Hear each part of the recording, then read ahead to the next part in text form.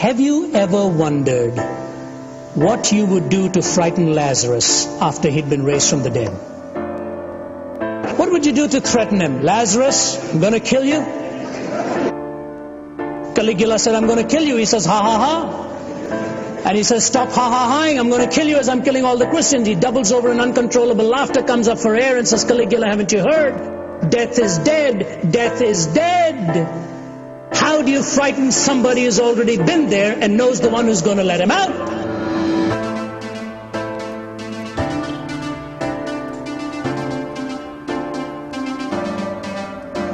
But just think of stepping on shore and finding it heaven, of touching a hand and finding it God's hand, of breathing new air and finding it celestial.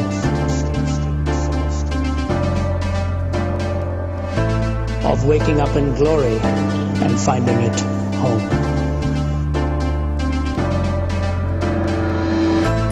Ladies and gentlemen, your hope and mine in Christ is that one day we will be with God. One day we will be with Him.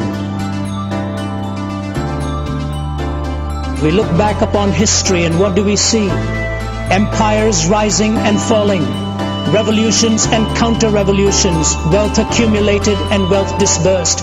Shakespeare has spoken of the rise and fall of great ones that ebb and flow with the moon. I've heard a crazed, cracked Austrian announce to the world the establishment of a German Reich that would last 1,000 years. I've seen an Italian clown saying he was going to stop and restart the calendar with his own ascension to power. I have seen America more wealthier and in terms of military weaponry more powerful than the rest of the world put together, so that had the American people so desired, they could have outdone a Caesar or an Alexander in the range and scale of their conquest. Hitler and Mussolini dead, remembered only in infamy. Stalin is a forbidden name in the regime he helped found and dominate for some 3 decades. America is haunted by fears of running out of the precious fluids that keeps her motorways roaring and the smog settling. All in one lifetime, all in one lifetime, all gone with the wind.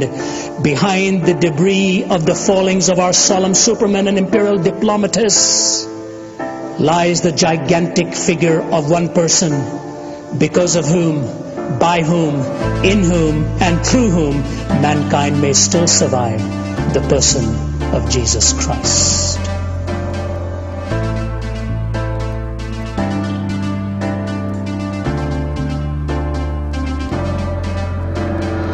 Isaiah calls him Wonderful Counselor. Peter looks at him and says, you are the Christ, the Son of the living God.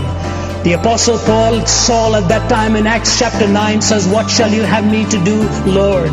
Thomas raised his hand and touched his side and said, Thee, my Lord and my God, ho kuriosmu, ho theosmu, the Lord of me, the God of me. When Pilate looked at him and said, Art thou the Christ? He says, you have said it. When the priest looked at him and said, Are you the Son of God? He says, you're right in stating that I am the Son of God. And in John chapter 14 he says, In my Father's house are many mansions. If it were not so, I would have told you. I go to prepare a place for you, that where I am you may be also. Lord, where are you going? If we don't know where you're going, how can we find the way? I am the way, I am the truth, I am the life. No man comes unto the Father except through me. Show us the Father, Lord. If you've seen me, you've seen the Father. Philip, have you been with me so long and you don't know that when you've seen me, you've seen the Father? I and my Father are one. And he who believes in me, greater things than these shall he do.